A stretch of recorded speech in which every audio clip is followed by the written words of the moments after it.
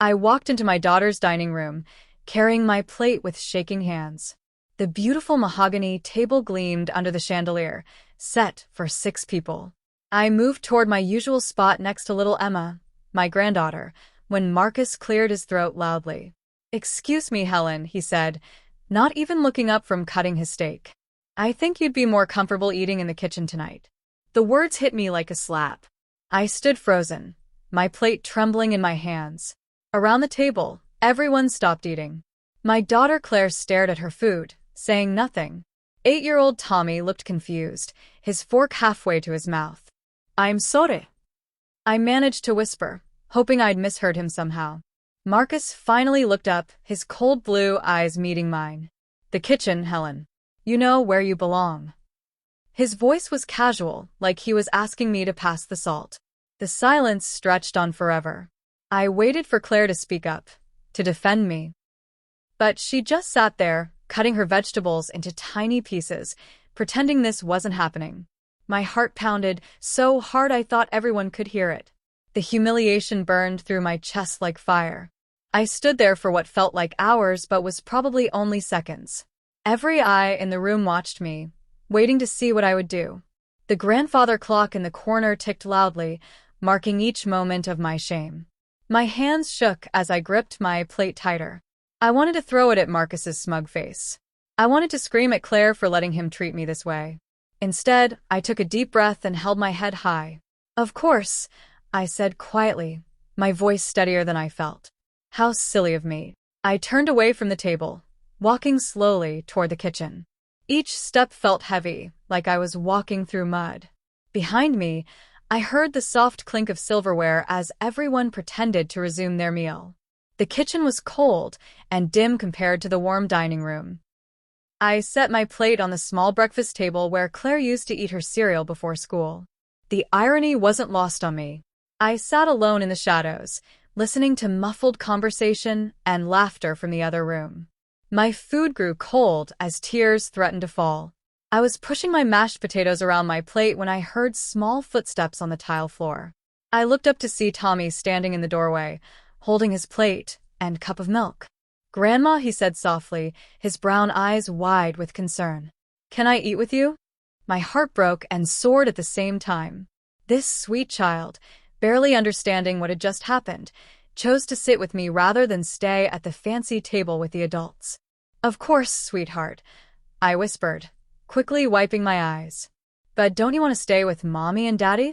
Tommy shook his head and climbed onto the chair across from me. "Daddy was mean to you.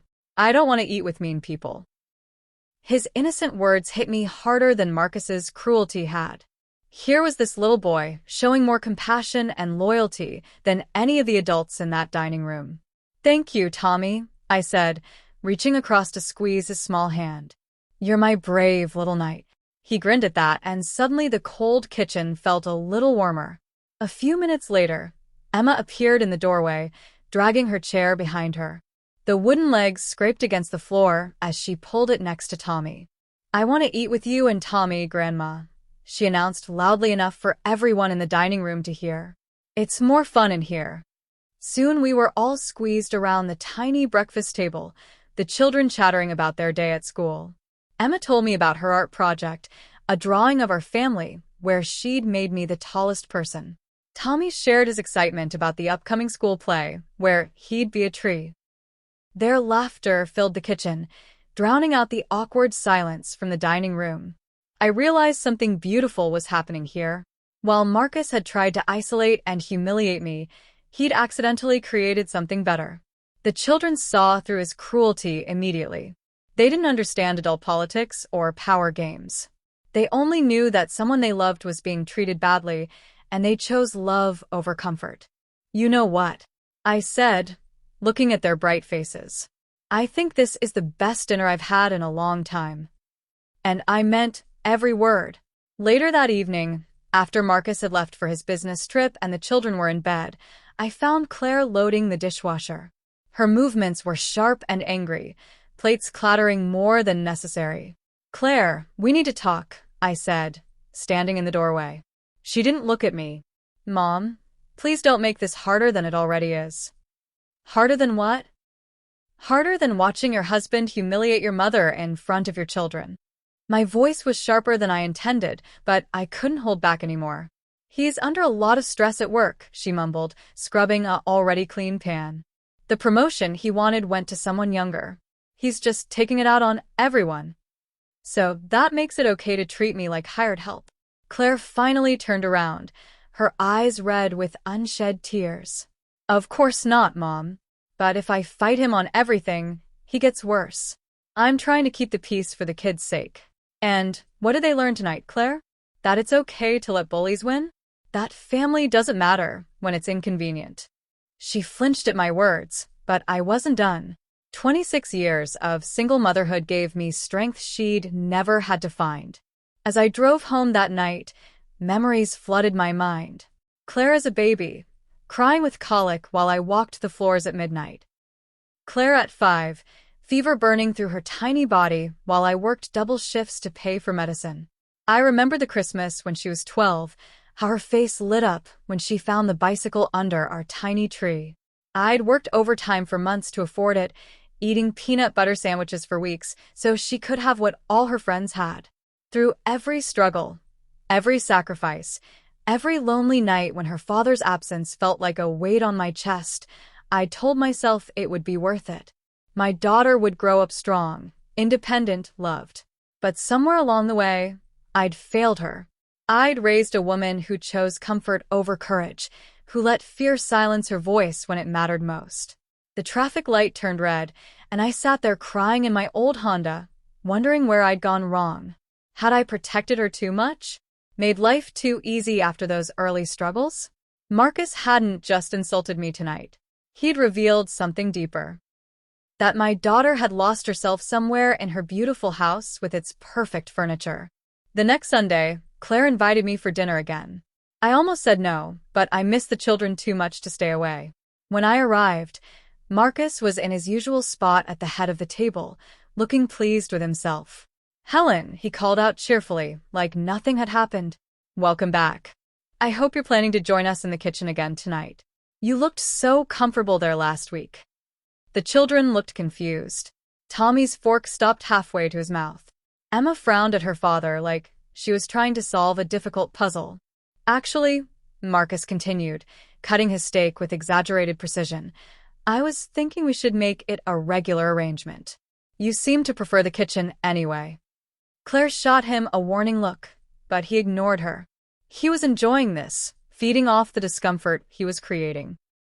"After all," he said, taking a slow sip of his wine, "it's more practical, don't you think?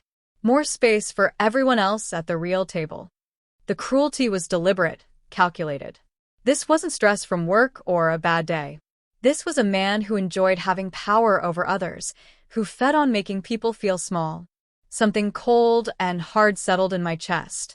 I sat at that kitchen table again, but this time was different. Instead of feeling broken, I felt something else building inside me, a cold, patient anger that reminded me of winters in my childhood home. While the children ate with me again, chattering about their week, I made a decision. If Marcus thought I was weak, if he believed he could humiliate me without consequences, he was about to learn otherwise. I'd survived 26 years as a single mother. I'd worked my way up from receptionist to office manager. I'd put myself through night school while raising a baby. I'd fought insurance companies, school bullies, and my own exhaustion to give my daughter a good life. Marcus had no idea who he was dealing with. "Grandma, are you okay?" Emma asked, noticing my silence. "I'm fine, sweetheart," I said, smiling at her concerned face. "Actually, I'm better than fine. I'm planning something special." Tommy perked up. "What kind of special?" "A dinner party," I said, the plan forming in my mind as I spoke. "At my house, with the whole family." In the dining room, I could hear Marcus laughing at something, his voice loud and confident. He wouldn't be laughing much longer. The next day, I called Claire. "I'd like to host Sunday dinner at my house this week," I said casually. "It's been too long since we've had everyone over." "Oh, Mom, you don't have to do that," Claire said quickly. "I know cooking for everyone is a lot of work." "Nonsense. I miss having a house full of people." Besides, I have a new recipe I want to try. I could hear Marcus in the background, asking who was on the phone. When Claire told him, he took the phone from her. "Helen, that's very generous of you," he said in that smooth voice he used when he wanted something. "But are you sure you're up for entertaining? I mean, we don't want you to overexert yourself." The condescension dripped from every word, but I kept my voice light and cheerful. "Don't worry about me, Marcus. I've been hosting dinner since before you were born. Will 6 o'clock work for everyone?" "Perfect," he said, and I could hear the smug smile in his voice. "Just make sure there's enough space in your kitchen, in case anyone needs to eat in there." He actually chuckled at his own joke. "Oh, don't worry," I said sweetly. "I'll make sure everyone has exactly the seat they deserve." I spent the week planning carefully. Not just the menu, pot roast with all the fixings, Claire's favorite since childhood, but everything else. The guest list was crucial. I called my sister Patricia, who lived 2 states away, but never missed a chance to see drama unfold. "Can you come to Sunday dinner? It's important." "What's going on, Helen?" "Let's just say Marcus is about to learn some manners." I invited Father O'Brien from our church, mentioning that Claire's family would love to meet him. I called my neighbor, Mrs. Patterson, who'd known Claire since she was tiny. My old friend from work, Susan, who'd never liked Marcus anyway. By Saturday, I had 8 extra guests confirmed. The dining room would be full, witnesses to whatever was about to happen. I spent Saturday afternoon cleaning every corner of my house, polishing furniture I hadn't touched in months. I set my mother's good china on the table, the set I'd been saving for special occasions. This was definitely going to be special. As I folded the napkins just so, I felt something I hadn't felt in years, the satisfaction of being in control. Marcus had no idea what was coming. Sunday arrived crisp and clear. I'd been cooking since dawn, filling my house with the smells of home and comfort. The dining room table looked beautiful, set for 12 with my mother's china gleaming under the chandelier. Claire's family arrived first. Marcus strode in wearing his expensive suit, looking around my modest home with barely concealed disdain. He'd always acted like my house wasn't good enough. Too small, too old. "Smells good in here, Helen," he said, but his eyes were already scanning for flaws. "Very cozy." The children ran to hug me, excited to be at Grandma's house. Emma twirled her Sunday dress, while Tommy showed me the loose tooth he'd been wiggling all week. "Who else is coming?" Claire asked, noticing the extra place settings. "Just a few friends," I said vaguely. I thought it would be nice to have a full table for once. Marcus raised an eyebrow but didn't comment. He was probably already planning where to exile me when it came time to eat. The doorbell rang, and Patricia walked in, followed by Father O'Brien, then Susan and Mrs. Patterson. Marcus's expression shifted from confused to slightly alarmed as my dining room filled with people. "Mom, you didn't tell me this was a party," Claire whispered. "Surprise," I said, smiling innocently. As everyone settled in the living room with drinks, I watched Marcus work the crowd.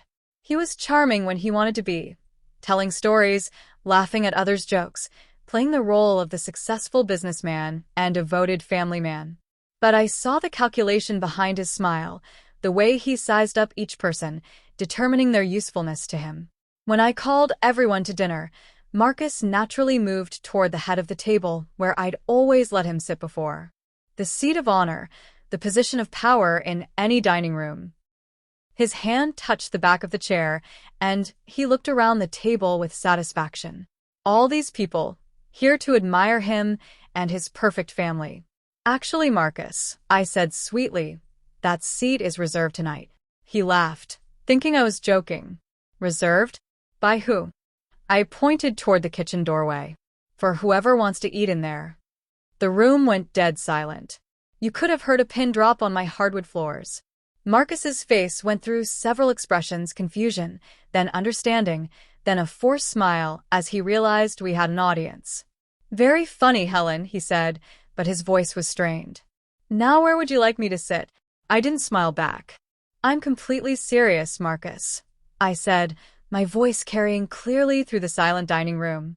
"You see, Last week you decided I wasn't good enough to eat at the family table. You sent me to the kitchen like hired help. Gasps echoed around the table. Patricia's eyes went wide. Father O'Brien frowned deeply. Mrs. Patterson, who'd helped raise Claire, looked shocked and disappointed. Marcus's face flushed red. Helen, this isn't the time or place for dash. Isn't it? I interrupted, something I'd never done before. When is the right time to address disrespect? When is the right place to stand up for basic human dignity? Claire was staring at her plate, tears already forming in her eyes. The children looked confused and scared. But I'd come too far to stop now. You thought it was amusing to humiliate me in front of my grandchildren. You made jokes about how comfortable I looked in the kitchen, how I belonged there instead of with the family. Susan nodded grimly. She'd heard stories about Marcus for years. Father O'Brien's expression grew darker with each word. So tonight, I continued, I thought you might enjoy experiencing that same comfort yourself. Marcus slammed his hand on the table, making the china jump. You can't be serious. Marcus shouted, his careful composure finally cracking. You're going to embarrass me in front of all these people because of one little comment. One little comment? Patricia spoke up, her voice sharp with indignation. You banished your wife's mother from the dinner table, like she was a servant? Mrs. Patterson shook her head sadly. I remember when Helen was working 3 jobs to keep Claire fed and clothed. This woman deserves nothing but respect from her family. Father O'Brien leaned forward, his voice gentle but firm. Marcus, the way we treat our elders, especially those who've sacrificed for us, reflects our character. A man who dishonors his wife's mother dishonors his entire family. Marcus looked around the table desperately, seeking support. But every face showed disappointment or disgust. These weren't his country club friends who might overlook bad behavior for social gain. These were people who knew real struggle, real sacrifice. This is ridiculous, he said, but his voice lacked conviction now. Helen, you're being dramatic. It wasn't that big a deal. Then the kitchen shouldn't be a big deal for you either. I replied calmly. The power had shifted completely, and everyone could feel it. Claire finally looked up from her plate, tears streaming down her face. Mom, please, she whispered. Don't do this. Not in front of everyone. My heart ached seeing her pain, but I couldn't back down now. Claire, sweetheart, where were you when I needed you to speak up? When your husband was treating me like garbage in front of your children? She flinched as if I'd slapped her. I was trying to keep the peace. Whose peace? I asked gently. Not mine. Not the children's, who had to watch their grandmother be humiliated and chose to sit with me in exile rather than stay at his precious table. Tommy and Emma were holding hands now, confused by all the adult drama but sensing the tension. Tommy's lower lip trembled as he looked between his parents. Mommy, why is everyone fighting? Emma asked in a small voice. Claire broke down completely then, sobbing into her hands. I'm sorry, Mum. I'm so sorry. I should have said something. I should have stood up for you. Yes, I said firmly. You should have. But it's not too late to start. Marcus stood abruptly, his chair scraping against the floor. I don't have to listen to this. No, I agreed. You don't. You can leave. Or you can sit in the kitchen and think about how your actions affect other people. Marcus's face turned purple with rage. How dare you embarrass me like this? These people don't know what really goes on in this family. They don't understand the pressure I'm under, the responsibilities I have. What responsibilities? Susan asked pointedly. The responsibility to be kind to your wife's mother? The responsibility to set a good example for your children. You don't know anything about me. Marcus shouted, pointing at her. Any of you. I work 60 hours a week to provide for this family. I pay for this woman's car insurance, her medical bills when she's too proud to ask for help. The room fell silent again, but this time the silence felt dangerous. Is that what this is about? I asked quietly. Money? You think because you help with some bills, you owe me? I never said I owned anyone, he backpedaled, realizing how his words sounded. No, but you act like it. You act like kindness is a transaction, like respect has to be earned through financial dependence. Father O'Brien stood up slowly. Marcus, I think you need to examine your heart. When we use our blessings as weapons against others, we lose sight of what truly matters.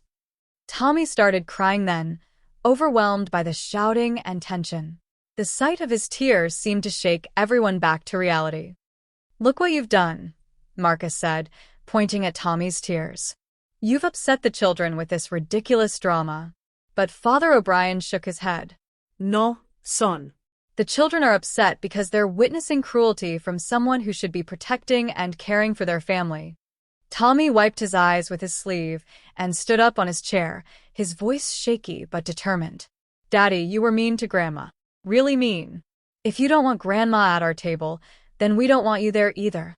The words hung in the air like thunder. An 8-year-old had just delivered the most devastating judgment of all. Emma nodded vigorously. Tommy's right. Grandma is nice to everyone. She makes us cookies and reads us stories and helps with homework. You just yell and watch TV. Marcus stared at his children in shock. These weren't adults with complicated loyalties and social pressures. These were pure hearts calling out injustice when they saw it. Patricia started clapping slowly. Out of the mouths of babes, she said with satisfaction. Mrs. Patterson smiled through her tears. Helen, you raised your daughter well, and she's raising these children even better. The irony wasn't lost on anyone. The children Marcus had tried to teach proper behavior by watching their grandmother's humiliation had instead learned the opposite lesson. The room stayed quiet for a moment, everyone processing what the children had said. Then Emma climbed down from her chair and walked over to me, wrapping her small arms around my waist. I love you, Grandma, she said loudly. You're the best grandma in the whole world, and anyone who's mean to you is a big meanie. Tommy joined her, both children forming a protective barrier around me. In that moment, I felt more supported than I had in years.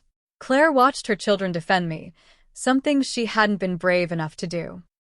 Her face crumpled with fresh tears, but this time they looked different, like tears of awakening rather than just sadness. Mom's right, she said suddenly, her voice stronger than before. Marcus, you are cruel and wrong. I should have said something immediately, and I'm ashamed that I didn't. Marcus stared at his wife in disbelief. Claire, you can't be serious. You're going to side with them against me? I'm not siding against you, she said, standing up straighter. I'm siding with what's right. My mother deserves respect in her own daughter's home, in her own daughter's heart, and certainly in her own home. Susan nodded approvingly. About time, honey. The balance of power had shifted completely. Marcus no longer had allies in the room. Fine, Marcus said coldly, looking around the table at faces that no longer showed him deference. If this is how you all want to play it, I'll go sit in the kitchen. But don't expect me to forget this humiliation. Good, I said simply. I hope you don't forget it. I hope every time you're tempted to belittle someone, you remember how it feels to be on the receiving end. As Marcus stalked toward the kitchen, dragging his chair behind him with angry scrapes across my floor, Father O'Brien spoke up again. Marcus, there's no shame in the kitchen if you go there with humility. Some of our greatest lessons come from uncomfortable places. But Marcus was beyond listening. He disappeared into the kitchen, and we could hear him angrily moving things around, making as much noise as possible to show his displeasure. The rest of us began to relax for the first time all evening. Patricia raised her water glass. To Helen, for standing up for herself when no one else would. To Grandma, Tommy and Emma chorused, raising their milk glasses. Even Claire managed a small smile as she lifted her glass. The dining room filled with warmth and laughter, everything Marcus's presence had been draining from it. For the first time in months, I felt at home in my own house again. From the kitchen came the sound of one person eating alone, the clink of silverware against china, the scrape of a chair, the frustrated sighs of someone used to being the center of attention. At the main table, conversation flowed naturally. Patricia told stories about our childhood that made everyone laugh. Mrs. Patterson shared memories of young Claire that brought happy tears to my daughter's eyes. Father O'Brien discussed the importance of family forgiveness and understanding. The children, freed from the tension Marcus always brought to meals, chattered happily about school and friends. They didn't even seem to notice their father's absence. If anything, they seemed more relaxed without his critical presence. "You know," Susan said quietly, "I've been to a lot of family dinners over the years, and this is the most peaceful one I've ever attended." Claire looked surprised by this observation. "Really?" "Oh, yes. Usually, there's this undercurrent of anxiety, like everyone's walking on eggshells. Tonight, after the initial drama, everyone just seems free." I watched my daughter process this comment, seeing her maybe for the first time recognize the atmosphere of fear that had become normal in her home. The kitchen had grown quiet. Marcus had stopped making noise, probably straining to hear our conversation. As we finished the main course, I stood to clear plates. Claire immediately jumped up to help, and soon we had a small assembly line going, Patricia scraping dishes, Mrs. Patterson wrapping leftovers, Susan organizing everything with the efficiency of someone who'd managed many family gatherings. "Should we?" Claire gestured toward the kitchen, where her husband sat in exile. "Should we what?" I asked. "Include him? Ask him to rejoin us for dessert." I looked at my daughter carefully. "What do you think, Claire? Has he learned anything from this experience? Has he apologized for his behavior?" We all listened. From the kitchen came only silence, no sounds of reflection or remorse, just sulky quiet. "He's probably planning revenge," Patricia said with a knowing look. "Men like that don't learn lessons. They just get angry about being challenged." "Then he can stay where he is," I said firmly. I made apple pie, his favorite dessert, ironically. "He can have some if he asks nicely and apologizes sincerely." Claire nodded slowly. "You're right, Mom. I've been enabling him by always smoothing things over, making excuses for his behavior." "We can only control our own actions," Father O'Brien reminded us gently. "But we must control them with courage and conviction." The pie was perfect, golden crust, sweet cinnamon filling, served with vanilla ice cream that melted into creamy rivers on each plate. The children declared it the best dessert ever, their faces sticky with happiness. Word of the evening's events would spread quickly through our small community. Mrs. Patterson would tell her book club. Father O'Brien might reference it carefully in a sermon about family respect. Susan would share it with our former co-workers. Marcus's reputation as the successful businessman who had his family under control would take a serious hit. People would remember that his own children had publicly rejected his behavior. They'd remember that he'd been banished from his mother-in-law's table for cruelty. In a small town, reputation mattered more than Marcus realized.